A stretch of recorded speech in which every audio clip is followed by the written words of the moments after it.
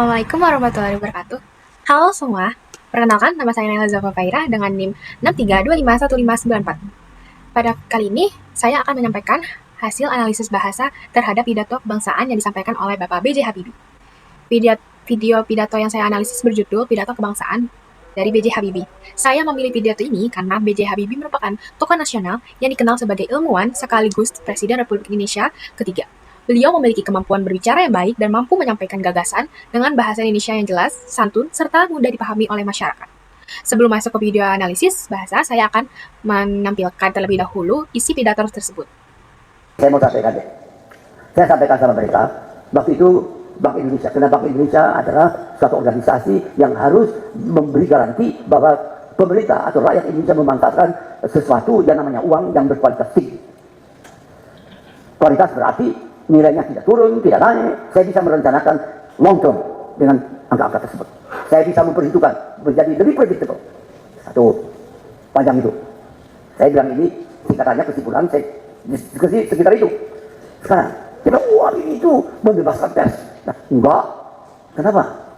Saya baru tahu waktu Pak Harto lengser itu saya dapat laporan nih dari 4 angkatan, dari Pangap, dari Menteri Dalam Negeri, Menteri Luar Negeri, dari keluarga besar Golkar, dari pimpinan MPR, dari pimpinan DPR, 10. Masukannya itu tidak satu match. Bingung dong. Saya bilang bingung. Biasanya kalau saya dapat itu saya baca langsung diskusinya berdiri tahun. Yang kerja di tahun dan di kamera saya bilang gini di laporannya. Semua masalah tim-tim pun saya selesaikan begini. Selesai. Ini gimana semua? Saya pusing. Jadi marah itu. Masa saya sebelum kirim kok nggak dijawab? Biasanya cepat sekali. Kenapa sini? Lihat nih. Nggak ada yang aneh. Jadi bagaimana jawabnya? Ini saya bilang sama waktu itu bukan bin, namanya Bakin. Bakinnya. Wah, tidak aja Pak Adi canggih sih, pakai komputer semua, langsung di scan, langsung bisa lihat. Kita susah Pak. Wah, ya soalnya. Jadi saya nggak bisa. Terus saya bilang, gimana ya? Saya tidak tahu siapa yang benar, karena garbage in, garbage out. Gitu kan? Apa saya buat? Saya panggil Pak Wiranto, boleh cek. Saya tanya lagi Pak Wiranto, hei, mulai segera, tiap orang boleh berbicara seenaknya saja. Tiap orang boleh membuat surat apa, tidak usah izin. Buat. Saya buka pintunya. Alasannya, saya nggak bilang sama orang-orangnya. Saya diam, angin pun saya nggak beritahu. Alasannya apa? Saya mau apa sih kamu? Saya mau cek dia. Kalau saya bilang, saya mau dapat masukan dari Anda, wah direkayasa itu. Oke. Bahaya bisa. Allah, saya bilang gitu. Mau mendebat, saya presiden. Saya dapat masukan. Masukannya gila. Oh, kalau saya nanya, tidak ada benar lagi. Tapi satu wifi now.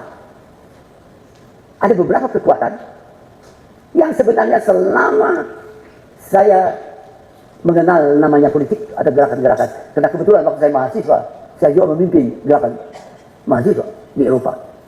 Tapi saya tidak mau main politik. Saya mau melakukan pembangunan, mengisi kemerdekaan. Jadi saya tahu mengenai undang-undang dasar, hafal. Jadi kira-kira ini bertentangan, tapi kok menyatu? Saya pikir kenapa dia menyatu? Oh, karena lawannya itu pemerintah. Kan Pak Harto belum 24 jam, suatu dia tembak. Untuk itu dia konsolidasi NATO. Apa saya harus buat? Tahu apa? Saya bilang protokol, besok hari Jumat, kan hari Kamis Pak Harto lengser, hari Jumat, besok saya mau ketemu dengan Jaksa Agung dengan Bagiran. Setelah saya umumkan anggota kabinet. Saya umumkan anggota kabinet, Bank Indonesia tidak ada, Jaksa Agung tidak ada. Datang itu Jaksa Agung dan wakilnya pakai topi ini, karena pakai tanda menteri. Saya bilang, katanya Pak saya dipanggil karena mau jelaskan saya kok tidak masuk kabinet. Bukan, nanti saya jelaskan tempat lain. Kenapa Pak? Hei, mulai segera. Semua orang yang tidak sependapat dengan kekuasaan keluar dari penjara. Yang di penjara hanya kriminal yang membunuh. Yang berbeda pendapatnya, lah. Di mana Pak? Bidang di mana? Pak? Semua kecuali yang ditahan berdasarkan ketetapan MPR. Saya tidak berhak. Tidak ada dasar hukumnya. Tapi undang-undang. Oh. Tahu kenapa? Dia out, tak tahan semua, langsung demo lawan Habibie. Saya juga, saya cuma lihat. Saya bilang, kan sebelumnya kalau dia boleh demo bebas. Tapi senang dia. Kalau dia berencana mau bunuh saya, silakan. Selama dia belum act, dia bersalah. Tapi kalau dia act, saya punya juga sebagai yang berkuasa, punya sisi tidak ada. Saya enggak. Tapi jangan kita. Apa yang terjadi? You know what I learned? Dengan melepaskan itu, saya lihat yang tadi bersatu, tes, gitu. Kita saya diam, menjadi tanpa disadari mulai bertentangan. Aha, you belong to that, you that, you that. Jadi semua yang satu force untuk menghadapi masalah.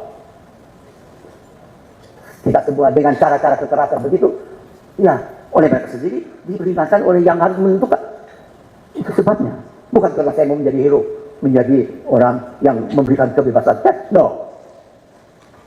Karena saya diindoktrinasi bahwa bangsa Indonesia harus tetap dari Sabang sampai Merauke sampai sepanjang masa. Kalau Anda P4, saya indoktrinasi. Saya di Manila indoktrinasi. Saya tamat SMA 54, Pak. Jadi yang hadir di sini baru lahir. Atau yang lain belum lahir. Tapi 54 saya tamat SMA. Waktu itu belum ada ITB. Saya di Fakultas Teknik Universitas Indonesia yang berada di Bandung. ITB baru tahun 60-an. Jadi saya rasakan itu untuk sepak. Karena itu ada air itu deh. Jadi Pak, begini aja. Saya berada di sini, jadi saya baru perlihatkan dua. Saya bisa cerita banyak sekali. Ya, karena juga saya cerita banyak sekali karena banyak pengalaman itu bilang. Dan itu bukan ngarang, ada jejak-jejaknya. Ya, saya bisa bicara mengenai kapal terbang, bisa mengenai kapal, bisa senjata, bisa apa saja. Oh, oke. Tapi dalam hal ini saya batasi karena kita saya berikan lewat waktunya mau tanya, saya mengambil kesimpulan. Jadi kita ini harus menyesuaikan sumber daya manusia terbarukan. Berarti terbarukan itu di belakangnya berarti dia yang terbaru, yang baru selalu dibayang sebelumnya kan, yang berkesinambungan, nilai-nilainya ditingkatkan lebih tinggi, kualitasnya, oke. Itu perilaku semua, the whole spectrum. Itu dia harus mengadakan riset. Pretelling. Datang sama saya kasih pointers yang Anda riset. Bukan di saja, di universitas, di daerah. Karena kita memberikan otonomi daerah. Kalau orang berbicara mengenai adanya suatu sasarannya budaya Indonesia, tidak ada itu. Salah. Yang ada banyak, mungkin 600 budaya di dalam masyarakat yang hidup di benua maritim Indonesia. Suruh dia berkembang sendiri. Nanti budaya itu bersinergi dengan agama, dia bisa, itu saya namakan iman dan takwa. Itu saya namakan high touch. Itu dia bersinergi dengan high touch, iman dan takwa menjadi high touch, dan dia bersinergi dengan iptek yang namanya melalui pendidikan yang namanya high tech menghasilkan apa? Ya manusia yang produktif, efisien, dan kalau dia diberikan lapangan kerja, dia bisa menjadi unggul, dan manusia unggul ini akan memperjuangkan terjadinya yang kita kehendaki adalah peradaban Indonesia. Peradaban Indonesia itu berakar pada yang tadi saya katakan masyarakatnya. Karena itu saya sampaikan juga LIPI harus mengadakan analisa bahwa yang kita butuhkan adalah kembali back to basic, garis besar haluan negara. Itu garis besar haluan negara bukan Orde Baru. Waktu Orde Baru didirikan belum ada GBN. Tanyalah Pak Marlin yang masih hidup, saya dan Pak Marlin intinya kita bekerja keras untuk menyusun garis besar haluan negara sampai terjadi. Sekarang itu harus dikembalikan, tapi berakar pada mana? Ada garis besar haluan daerah. Kenapa? Daerah udah lebih otonomi. Otonomi daerah jangan nilai-nilai berkembang sendiri. Ya, sistem pembudayaan berkembang, sistem pendidikan berkembang. Kita harus perhatikan kehidupan di dalam keluarga-keluarga dari Sabang sampai Merauke. Jadi pemerintah itu harus memikirkan kualitas kehidupan untuk mengembangkan nilai-nilai budaya dan agama yang bersinergi positif dan bersinergi positif pula. Pidato B.J. Habibie membahas pentingnya membangun Indonesia melalui pendidikan, ilmu pengetahuan, teknologi, dan sumber daya manusia yang berkualitas. Menurut beliau, kemajuan suatu bangsa bukan hanya ditentukan oleh kekayaan alam, tetapi juga oleh kualitas manusianya. Oleh karena itu, masyarakat khususnya generasi muda harus memiliki semangat belajar bekerja keras, disiplin, kreatif, dan mampu mengikuti perkembangan ilmu pengetahuan serta teknologi. Selain itu juga, beliau juga mengingatkan pentingnya menjaga persatuan bangsa, walaupun Indonesia memiliki banyak perbedaan suku, agama, budaya, maupun bahasa, seluruh masyarakat harus tetap menjaga persatuan demi terciptanya Indonesia yang maju.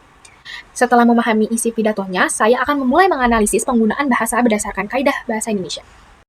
Analisis pertama dari segi penggunaan diksi dan pilihan kata. Menurut saya, pilihan kata yang digunakan B.J. Habibie sangat tepat. Beliau menggunakan kosakata baku sehingga mudah dipahami oleh berbagai kalangan. Kata-kata seperti bangsa, pendidikan, teknologi, inovasi, pembangunan, dan masa depan digunakan secara konsisten sesuai dengan tema pidato. Beliau juga memilih kata-kata yang bersifat memotivasi. Saat menjelaskan pentingnya belajar dan bekerja keras, beliau menggunakan bahasa yang mampu membangkitkan semangat pendengar tanpa terkesan memaksa. Hal ini menunjukkan bahwa pemilihan katanya sangat efektif untuk menyampaikan pesan. Walaupun beliau dikenal sebagai seorang ilmuwan, istilah-istilah yang digunakan tetap dapat dipahami oleh masyarakat umum. Jika terdapat istilah yang cukup ilmiah, beliau biasanya memberikan penjelasan sehingga pendengar tidak merasa kesulitan untuk memahami maksud yang disampaikan. Selanjutnya, saya akan membahas mengenai kalimat efektif. Kalimat yang digunakan dalam pidato ini memiliki struktur yang jelas dan runtun. Sebagian besar kalimat terdiri atas subjek, predikat, objek, dan keterangan yang lengkap sehingga maknanya mudah dipahami. B.J. Habibie juga mampu menyampaikan ide-ide yang cukup kompleks dengan bahasa yang sederhana. Memang ada beberapa kalimat yang cukup panjang, tetapi juga hubungan antar bagiannya tetap logis sehingga pendengar tidak kehilangan inti pembahasannya. Selain itu juga, beliau tidak menggunakan bahasa kata-kata yang berlebihan atau tidak perlu kalimat yang digunakan langsung menuju pokok pembahasan sehingga pesan yang dapat diterima dengan baik. Analisis berikutnya adalah mengenai kohesi dan koherensi. Kohesi merupakan hubungan antar kata atau kalimat, sedangkan koherensi adalah hubungan antar gagasan dalam suatu teks atau pidato. Dalam pidato ini, kohesi terlihat dari penggunaan kata sambung seperti karena, sehingga, oleh sebab itu, selain, itu, dan namun. Kata-kata tersebut membuat hubungan antar bagian pidato menjadi lebih jelas. Sementara itu, koherensi terlihat dari penyampaian gagasan yang runtun. Beliau memulai pidato dengan menjelaskan kondisi bangsa, kemudian menjelaskan tantangan yang dihadapi, setelah itu memberikan solusi dan akhirnya menyampaikan harapan kepada generasi muda. Urutan tersebut membuat isi pidato mudah diikuti oleh pendengar. Selanjutnya adalah analisis mengenai gaya bahasa. Menurut gaya bahasa B.J. Habibie, cenderung formal, santun, dan persuasif. Beliau tidak menggunakan bahasa yang berlebihan atau emosional. Sebaliknya, beliau lebih mengutamakan penjelasan yang logis dan disertai contoh dan pengalaman sehingga pendengar lebih mudah menerima pesan yang disampaikan. Beliau juga sering memberikan motivasi kepada generasi muda agar terus belajar, berinovasi, dan tidak mudah menyerah. Kalimat-kalimat motivasi tersebut menjadi daya tarik tersendiri dalam pidato ini karena membangun semangat pendengar. Selain gaya bahasa, intonasinya juga menjadi salah satu aspek penting. B.J. Habibie menyampaikan pidato dengan intonasi yang jelas, tenang, dan penuh keyakinan. Kecepatan berbicaranya juga cukup stabil sehingga pendengar dapat mengikuti isi pidato dengan baik. Pada bagian yang dianggap penting, beliau memberikan penekanan suara sehingga pesan utama lebih mudah diingat oleh pendengar. Hal ini menunjukkan bahwa kemampuan berbicara beliau sangat baik. Dari segi pelafalan atau artikulasi, hampir semua kata diucapkan dengan jelas. Pengucapan setiap kata terdengar tegas sehingga tidak menimbulkan salah penafsiran. Selain bahasa verbal, komunikasi nonverbal juga sangat mendukung penyampaian pidato. Selama berpidato, B.J. Habibie menunjukkan ekspresi wajah yang tenang dan percaya diri. Gerakan tangan yang digunakan juga tidak berlebihan, tetapi cukup untuk memperkuat penjelasan. Kontak mata yang baik membuat beliau terlihat lebih meyakinkan ketika berbicara di depan audiens. Selanjutnya, saya akan menyampaikan kelebihan pidato ini. Kelebihan yang pertama adalah penggunaan bahasa Indonesia yang baik dan benar sesuai dengan kaidah. Kelebihan kedua adalah penyampaian materi yang runtut sehingga mudah dipahami. Kelebihan ketiga yaitu isi pidato bersifat inspiratif dan memberikan motivasi kepada masyarakat khususnya generasi muda. Kelebihan berikutnya adalah kemampuan B.J. Habibie dalam menjelaskan persoalan yang cukup kompleks dengan bahasa yang sederhana sehingga pendengar dari berbagai kalangan tetap dapat memahami isi pidato.